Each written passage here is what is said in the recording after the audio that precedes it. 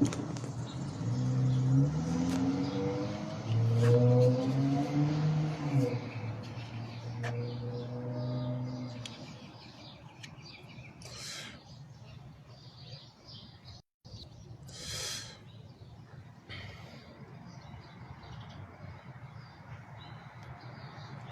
going on, Kenneth?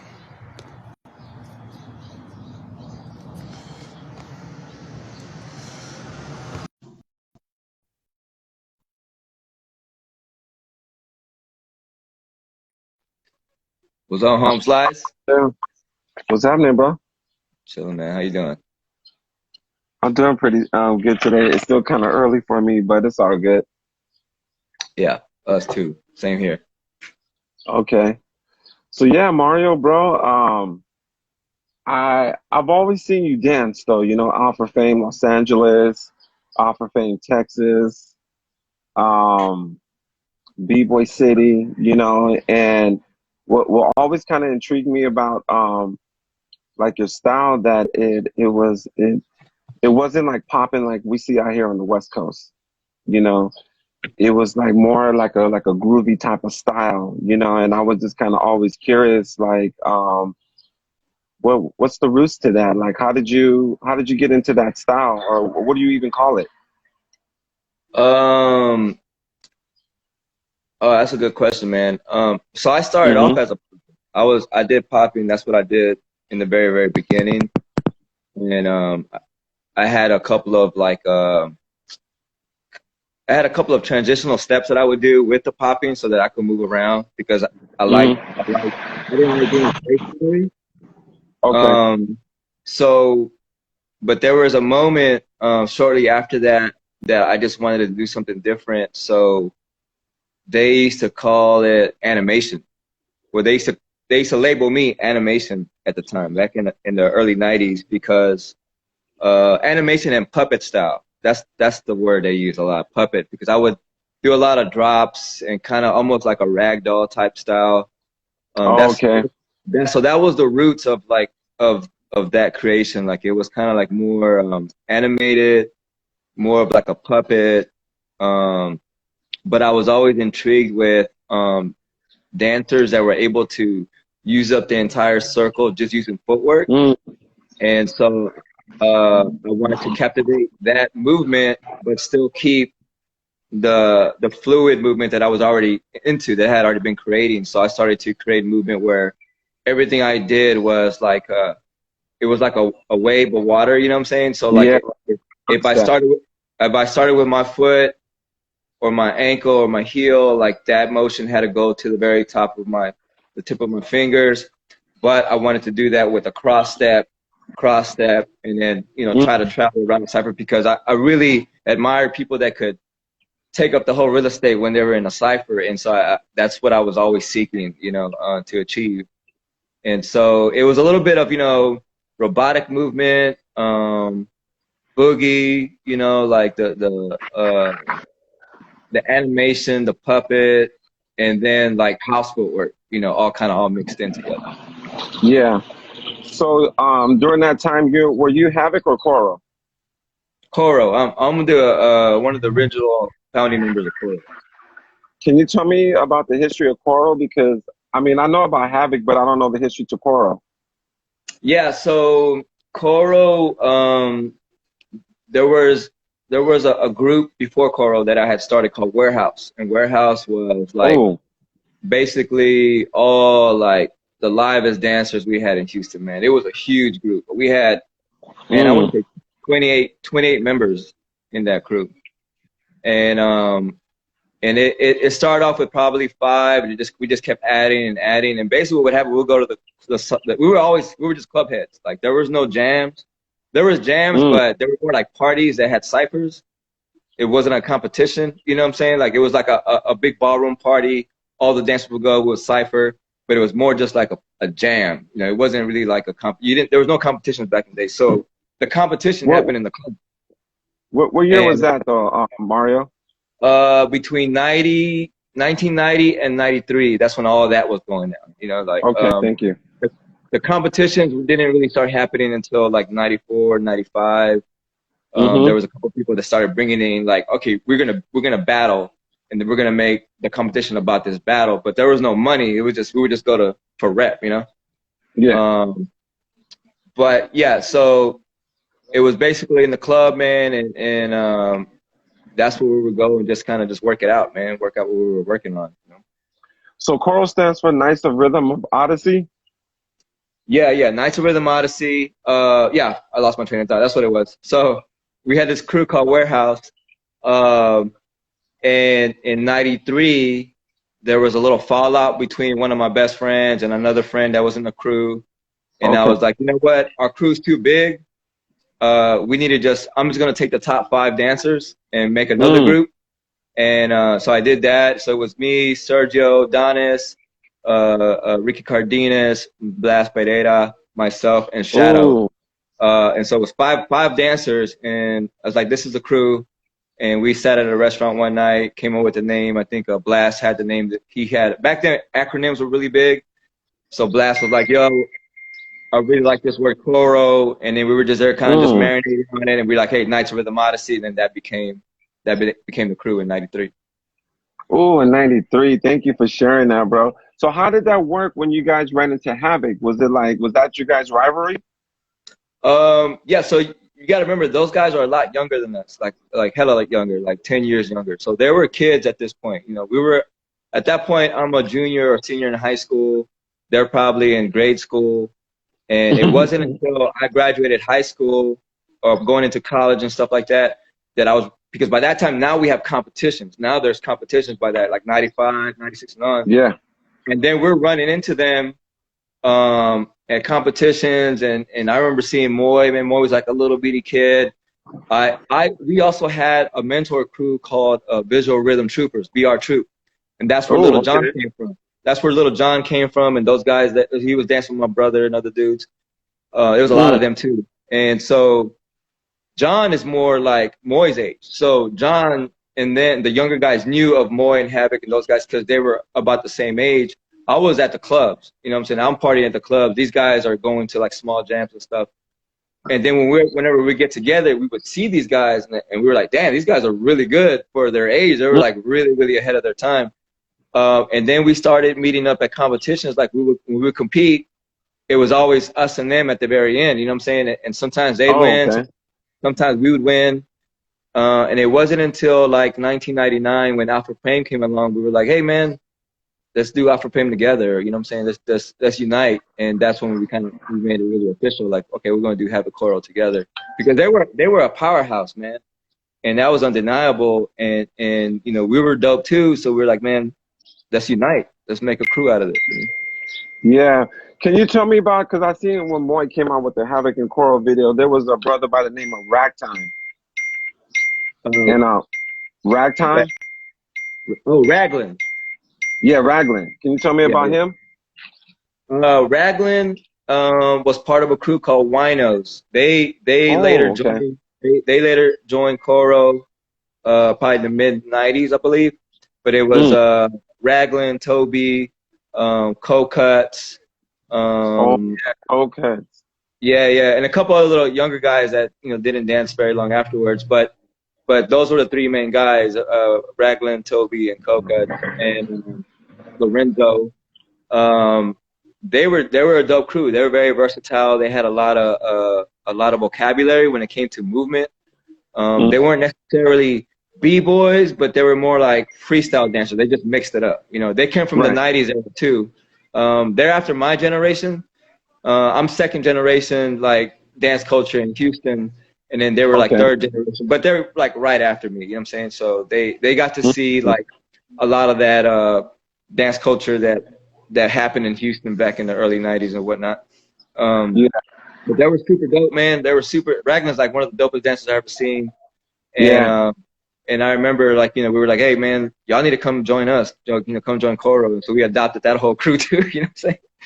But no, I've always thought like that. Like like for me, lions run with lions, man. And so when I saw really nice talent or potential to be really great, like I would just scoop them up. You know what I'm saying? Like I did that with Marlon, did with Rudy Rex, Little John.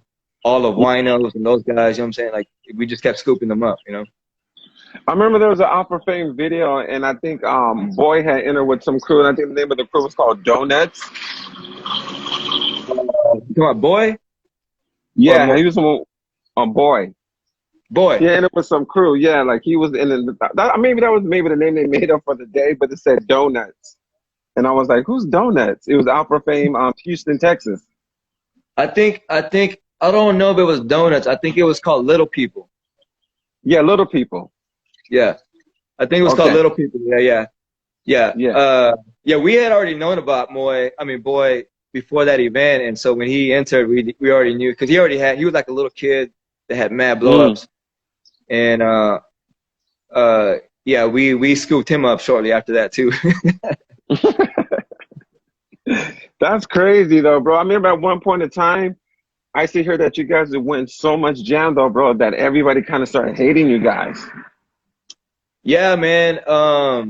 It was like that for a little while, man. I think that's why we started leaving Texas because Mm-hmm. it was like, oh, conspiracy. It wasn't really that. It was just, we had a lot of experience, man. And when you have like older guys that know who to throw in there, and you have younger guys that are lions, that's a good mix, man. Because the older guys like, all right, you're gonna Mm-hmm. go in, because we knew who could take out who. Yeah, and it was always just like a Mm-hmm. chess match. At any given day, anybody could lose, but when you got like good people, good captains, you know what I'm saying? Like, it Yeah. was like, Cocos was a good captain. I was a good captain. Like a lot of the older guys were really good captains, and Little John knew when it was his turn to go in. You know what I'm saying? Like you know who to execute, man, and who you got to Mm-hmm. take out. You know, it Yeah. helps. It helps to So have elders, older people, man, to look at you and tell you. You know what I'm saying? right, right. So during that time with Havoc and Crow, who would you say was your guys' biggest rivalry? Was it like United B Boys? Was it Alien Squad Grimies? Yeah, yeah, yeah, dude, you got a good memory. Yeah, for sure, United B Boys was a rivalry, especially with the younger guys, like with Little John and them. 'Cause Little John was like Not a battle cat, and yeah. so was Moore. I Nat, Mario, I'm Nat. sorry. I see here the stories about Nightcrawler and Little John, bro, like going outside fighting. They Like, did, man. They, yeah, bro. they hated each other, dude. I don't know why, man. Why? What was that about though, bro? And they're both from Texas. I think it was, at that time, I think Little John was like blowing up, and then Nightcrawler was making a lot of noise, so it was about who was going to be crowned. You know what I'm saying? Okay. And even Moy too. Like but Moy was never really like the one that the guy that'll get in your face. He would just do it on a dance floor. But Little John had a temper. You know what I'm saying? Yeah, bro, I And could see it in his face. yeah, He Little would John pull had up a temper, and look at him and all mad. Yeah, he would get in your face and he would just like mock you though. I noticed that like he would mock you with his moves though, bro. yeah, dude, he was Yeah, he was like the yeah. smallest guy, but had the biggest aura, man. But yeah, he just had a temper, man, and you couldn't deal with it. Like if you weren't ready to deal with it, he's gonna be in your face, man. Yeah. So when you guys left Texas and you guys came out to like California, I noticed Havoc and Coral was always going at it with Star Elements though. That was another one of you guys' biggest rivalries out in California. Uh, honestly, we had a lot of respect for them. Hmm. A lot of respect for them. But it was like one of those things where like you had the unknown crew coming Mm. into new territory, and we were going for the biggest shark in the sea, man, because we Hmm. wanted to build a name up. That's what you're supposed to do, man. You Right. go for the biggest and the strongest to build your rep. Back then there was no social media, there was barely any internet. So for you to build a rep, you had to go for the biggest line, man, and try to Hmm. dominate that. Yeah. And that's all that was, man. That's hip hop. I mean, that's just the way it's supposed to be, man. Like, Yeah. and we went out there and tried to do that, man. And whether we were successful or not, it was a learning experience. Yeah. So who was some of your inspirations for popping though? Like, because of course popping started out here on the West Coast. Like, who Yeah. did you look to say like, you know what, I like animation, I like Tommy Boy, or who was it for you?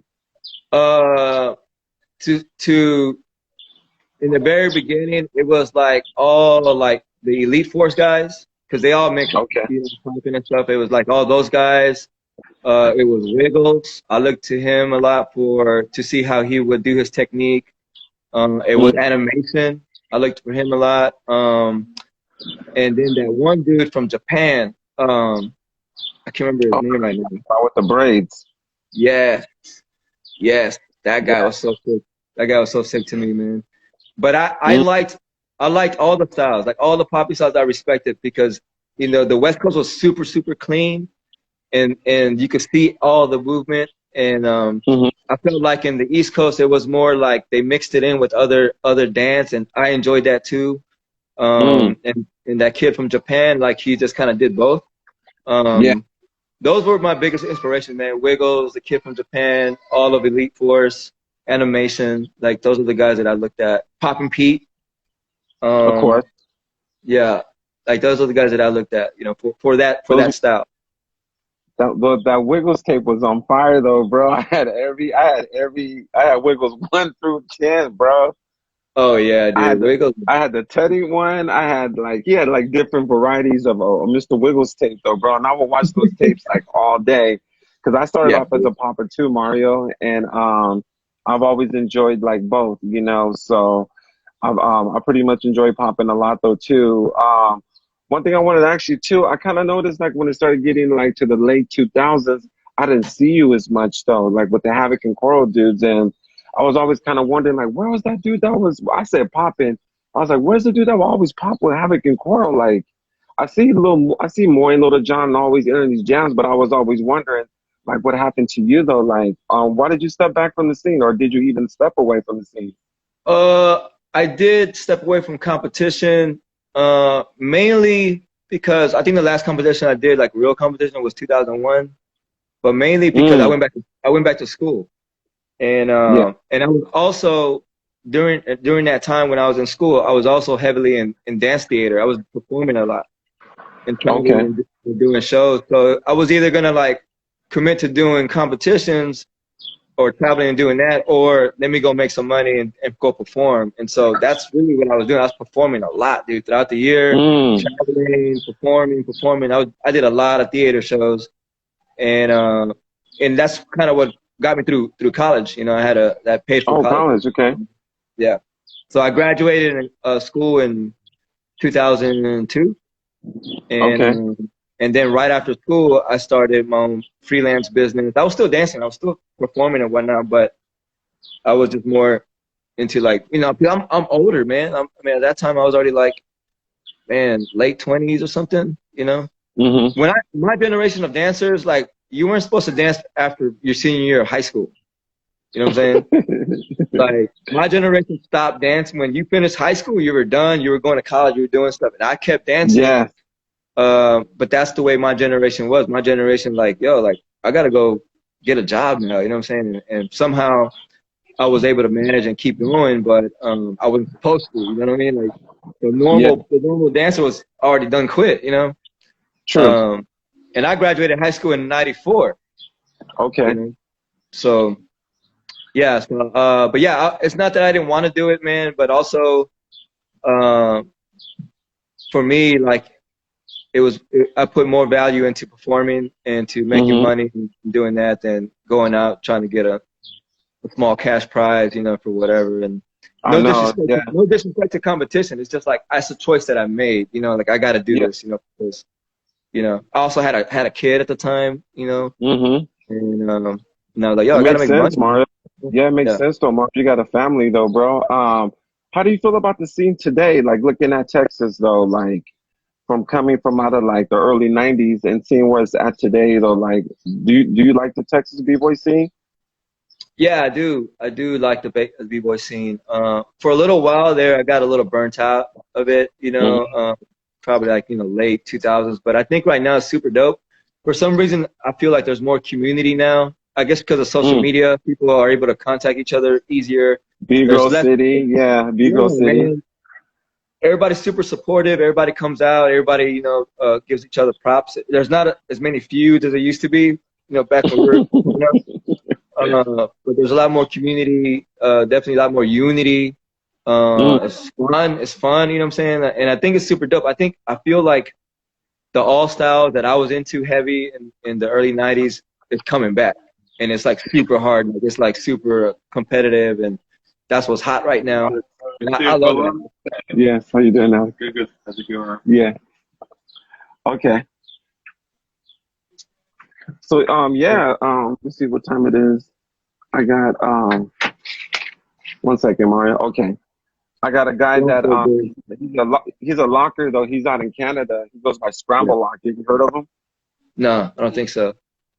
Okay, Scramble. Scramble Lock. He's a locker from Canada. He's been locking probably for about, I want to say maybe about 20, 23, 24, 25 years. Nice. Yeah. And yeah, Mario, I just wanted to like find out your history though, bro, and like just hear from me because I've never seen an interview with you. Have you ever been interviewed before, like on a serious tip though, bro? Like, Nah, I interviewed Capella day before yesterday, man, and I was actually thinking about maybe starting a little podcast, like interviewing a lot of like freestyle dancers and poppers, and yeah, like getting more into the all styles and the history of like how they got started. yeah. Uh, I was here from the beginning in Houston, man. I could tell you most of the history that I saw. Mm-hmm. But I want to know more about how other people got started in other parts of the world, and I'm thinking about Mm-hmm. starting that up here pretty soon. Maybe by Yeah, the summer. yeah, bro. Summer's actually next month, June. You know, to me, like summer starts in June. Yeah, Um, yeah, I got a little bit more time though. Do you want to share that with me real quick? Like how you were saying the early history to Houston? yeah, for sure, for sure. Yeah. So like I said, hold on, my wife's saying real quick. Okay, good. Take it to my dad. Thank you. All right. Okay. So what happened? There was breaking when I was young, when I was in grade school, right? But I only saw it like 2 times, and it wasn't anything significant to really like say like, blow me away. I just like, oh, that was cool. Somebody doing a backspin or a centipede or whatever. And then the music came in, like there was back, Fat Boys and Run DMC and Heck yeah. Quandary and all that, right? Going into like the mid '80s. You just got Mm-hmm. to see a lot of the dancers on TV, like the dancers for Big Daddy Kane and whatnot, and Houdini. Scoop and Scrap Yeah, Lover, Kango Kid and Dr. Ice. exactly. And then it wasn't until ninth grade, freshman year, I go to my homecoming dance, and I saw this battle unfold at the homecoming dance, and I was just blown away at what I was seeing. And I was always been an artist. I draw, I paint, all that stuff. And I've never danced. I've always been real super shy. But when I saw these two guys battle, it was actually three guys. It was one guy battling two guys. When I Mm. saw them battle, I was like, I don't know what I'm looking at. I just know I got to be a part of that. You know what I'm saying? Like I wanted to be that. You know what I'm saying? And I ended up becoming friends with one of the guys that was being battled. And then he told me the backstory. And so what happened was there was a guy named Nani who was a Mm. ex B-boy who became freestyle dance. That's what we used to call it back then, freestyle dance, where we just kind of just made it up. You know what we called it, Mario? We used to call it, well, I called it, we used to call it freestyle dancing. Some people called it housing. We never called it housing, but people put that on us, housers and Yeah. groovers. Most of the Latinos will call themselves housers, and the brothers will call themselves groovers because, like, well, if you see like a group of like brothers, though, they wouldn't say we're house dancers. They'll be like, we're groovers. And then when I would see the Latino dudes, they'll be like, yeah, like we're into house dancing or we're housers. Shouts out to K-Mel. What's up? Go What's ahead, up, Mario. Cam? That's a game changer right there. That's Um, K-Me. so yeah, for sure. They would label us housers too, but Mm. we called ourselves freestyle dancers because we knew that we were grabbing material from everywhere and putting it together, and then freestyling it in the ciphers at the clubs and whatnot. So we didn't want to label it anything other than that because it wasn't really anything other than that. You know what I'm saying? And so when I saw when I saw these dancers, I became friends with one of them, and he actually ended up moving into my house and teaching Okay. me the way of creating new movement. Mm-hmm. He was a really dope dancer. His name was Ulysses Velasquez. He's the one Okay. that actually mentored me, taught me the way. Um, but before that, there was a b-boy scene like Rebel Crew and those guys. There was also these Okay. freestyle dancers. It was like a handful of them: Paco, Steven. They were just dope dancers. There Mm-hmm. was another crew called Nomadic Freestyle. They Okay. were African American. They were super dope too. So Mm. these are people that I saw, going into the scene. And my first year of dancing, I was mentored by Ulysses. I did a talent show with this guy named Rudy, and Mm. I practiced with these guys. And looking back, these guys were the best dancers of my time in the city. Like that time, they were the best dancers. So I got to not only see dancing at a very very high caliber for the first time, but I got to practice and train with high caliber dancers for my whole first year of dancing. So I was taught by the best, and Oh and man. my whole first year was like studying with mentors. You know what I'm saying? Like and that's I was blessed to have that path like paid for me, and so we would practice every. I practiced every day, man, probably for like a good solid 2 years. Like I would practice Yeah. in my room. I would practice in my room so long that my walls would sweat. They would be wet from all the heat. You know what I'm saying? And then we go to the club, and at the club is, I'm going to the club when I was 15, 16 years old, and the club is where all the dancers in Houston would go dance. Oh And yeah. there were some dope, dope, dope dancers that people never saw that we would just go and train, cypher with. And back then, this is the way it was. If you show up on Friday, you kill it. Show up on Saturday, kill it. You show up the next weekend and you're doing the same moves that you did the weekend before, you're whack. You had to have something new every single weekend. You had to have new Oh, yeah. material. That's how fast the pace was. Like we had to have new stuff every single weekend. And that's why the first 2 years was school to me, man, because I was coming with so much stuff because I knew I had to show up with new shit. If I didn't have new shit, I wouldn't go to the club. That's how it was. You know, I was like, I ain't got new That's shit, man. I true. ain't going to the club. I'm gonna be called whack. I'm Yeah. not going. You know what I'm saying? So it Yeah, was man. like that. You're right though, bro. Because I was on that same page, and those circles was vicious though, bro. There wasn't like b-boy circles though. Those circles was just like the music was different. Everybody was like, doing their thing, and like, yeah, if you didn't have anything new, like usually a couple of people would try to just blow you out. You know what I'm saying? So they Mhm. make sure that you want to come back. Yeah, yeah. Literally, they It, would it just was, basically just run you. They would run you out of the club, though, not physically, but just on dance. It's like you were just a target. Even if you went to the bathroom, you try to hide and try to wait till like 4 or 5 songs come back, and you try to like start a circle in the back. People will follow you into the back and be they like, would "Yo, like let's go back they would there." follow you. They would follow you. Yes, I remember that, dog. They will I follow you, remember bro. that.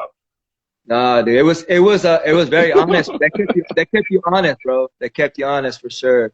And that's the Hmm. school that I come from, like that honesty, man. Like, constantly creating new material and being honest with your craft and working on your craft constantly, man. And that's what Koro is, man. Like every member in Mm. Koro and Havik Koro is like that. They had that same mental, you know what I'm saying? Okay.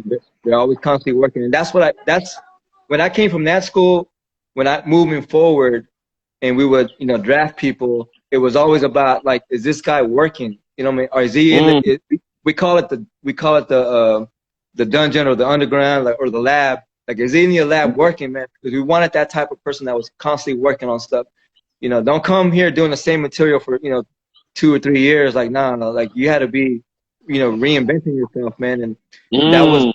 that was a key component to the people in our crew, that we were constantly reinventing ourselves. I went to all kinds of different styles, man. Like, it was one time it was this, one year is this, and then sometimes I would go back to that, and it was just a way of developing yourself and bringing a science to it, man. That's how we treated Hmm. it. Yeah, you're right though, man. You're right, Mario. I got one more quick question for you though, bro. Okay, Like, let's go. if you have any advice to share with people, like the younger generation that's gonna be watching this, though, like, what would you say to them, today? Like, just even like from a like getting involved with school or getting a job, though, bro, not just really depending on dancing. Like, what advice would you share to dancers?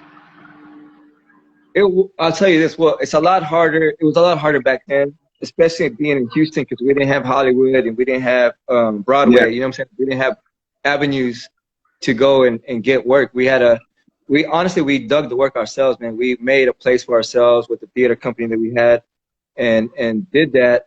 And we were just blessed. We were in the right place at the right time. But Mm. right now it's a little different because you have social media. You know, you have breaking going to the Olympics. You have big corporate sponsorships now. You know, with the energy drinks, Mm, you got big competitions. There's really no real excuse now, man. Like, if you want to make a mm, living dancing, you just got to put in the work, man. You just got to put in the mm-hmm. work and be on your branding, be on your social media, be a Yeah. charismatic person, because Mm-hmm. nobody wants to work with an asshole. You know what I'm saying? And constantly being in a lab creating. There's no excuse Mm-hmm.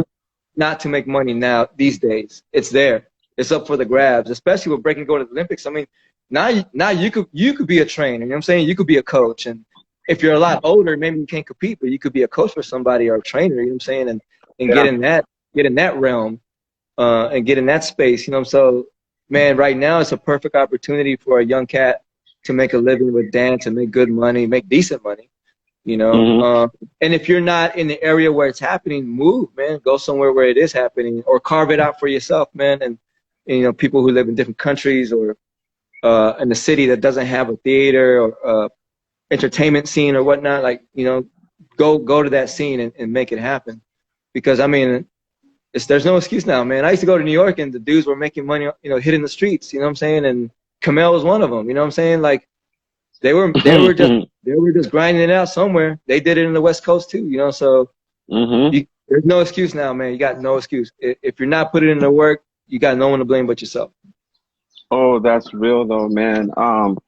Scramble Rock, I see you on here, bro. I'm about to get off right now so I can get to you. But Mario, I just want to say, bro, thank you for this interview. Like, you inspire me. I was very intrigued. I will always watch you come out. I remember you would do this wave and you kind of like take your hand behind your back and you would do something with it. And I used to think like, yo, this dude got a dope style though. And I always loved the way that you dress. Like, you had the tribal outfit on, you know what I'm saying, with the cargo pants. And I just think like, yo, Mario's dope, bro. You know what I'm saying? So I just want to let you know because a lot of times, from my point of view, a lot of b-boys don't really reach out to other b-boys and let them know that you was ill, you know, for that time. You know, there's a lot of pride in breaking, you know, like I'm the best, I'm the Yeah, freshest though, you know, and breaking's always, to me, breaking's always been each one teach one, bro. And like letting the other dude know across the room, it doesn't make you less of a man to let him know that he's dope. You know what I'm saying? Like that actually builds up more character. You be remembered like as long as you live, and even after you leave though, people will be like, yo, Mikey Ice though, man, or yo, Mario, like I remember he came up to me when I was like 6 years old, bro, and he gave me props though, bro. Like, yeah. and then you got your son like saying like, oh, who's this guy though? You know what I'm saying? So your legacy's always gonna live on. Hey, man, I really appreciate that. It feels good to get words like that, hear words like that when you put a lot of work and dedicated your entire life to Yeah. a craft, man. And I've always did it because I loved it. I never did it to get any type of fame or Mm, money or whatever. I just danced because it always pulls me back. You know, I'm 44 years old and I dance with my kids, or, you know what I'm saying? I always go back to it. But it's always been about a love for the craft, man, and love for the art. And this is what I tell everybody, man. Like, this dance, it's a visual performance, right? It doesn't mm, belong to you. As an artist, it doesn't belong to you. It belongs to the observer, to the person watching. And that's who mm. this dance really belongs to. So when you dance, you're sharing your spirit, and you're supposed to, man, like, you're supposed to give it away. You know, and Yeah. if I've inspired someone, if I inspired you, that Hmm. was the whole purpose. That was the whole point of me Yeah. dancing in the first place, you know? Yeah, because those tapes was classic though, bro. VHS tapes though, bro. And seeing you guys when I would get the tapes, Havik and Coral. One of the best battles I seen though, bro, was Havik and Coral versus Steel Methods at Alpha Fame Los Angeles. Oh yeah. I love That skill battle methods, was, man.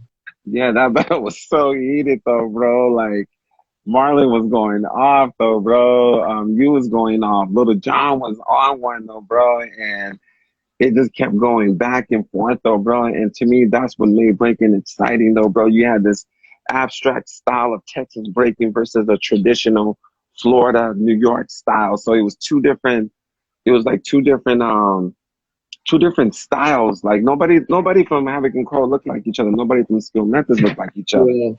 Yeah. And You know, that's what that's what I loved about you guys. that battle was one of my favorites too. You know what's Mm-hmm. crazy? Like, there wasn't a lot of big moves done in that battle. Like, nothing like really, really crazy. But if you look at the subtleties that everybody was doing, that's what was like just man, it was neck and neck. You know what I'm saying? And I have a lot of Mhm. respect for Stick Methods and their creativity. Those guys are amazing artists. You know, we were nervous going into that battle, man, because we already knew what they could do, you know. But And it was just one of the things, then, man. We happened to edge it out, but I mean, dude, it could have gone either way, man. Like in my opinion, those guys are phenomenal. yeah, bro. And then the music, though. I mean, we could go on and on for it. If you want tomorrow, we can always jump on a part two. You know, like later on. You know, I just wanted to introduce myself. I've never met you. You know, so this is my first time meeting you. You know, as long as I've known you, you know, for 20 something years, I've never met you personally. So I think this is a good way too to like build and start like new relationships because I know a lot of times in the b-boy world, we always say like, I wish it was like back in the days, but it's like now is now. You can still do what you did back in the days now. Yeah, it's better now. It's I mean, better look at now. you're in the West Coast, and we're here having a full conversation, man. You know, back in the day, we would have to wait till we meet up at an event. You know, Yes. Yeah. now that's good, man. I'm glad you reached out, man. And I'm super down for part two whenever you want. Just let me know. But I could Okay. talk damn all damn day. I know, Marlon, and that's what I appreciate because I want these stories to be told, you know, because it's like the b-boy world got shut down, bro. So it's like everybody has to start the way that breaking started from home base in Yeah, your front room, like and on your porch. It's weird. I would have never thought that breaking would go back to the way that it started. Like I see people outside with cardboard. When's the last time you seen cardboard? back in '82, probably. I don't know. Nobody breaking with cardboard now. All this talk about like you know like old school or you know now you can really say in 2020, yeah, bro, you was on cardboard. Yeah, no, that's All dope, right, man. Mario, man. Thank you though. Peace, man. Stay blessed, dude. Peace. Stay safe. Okay.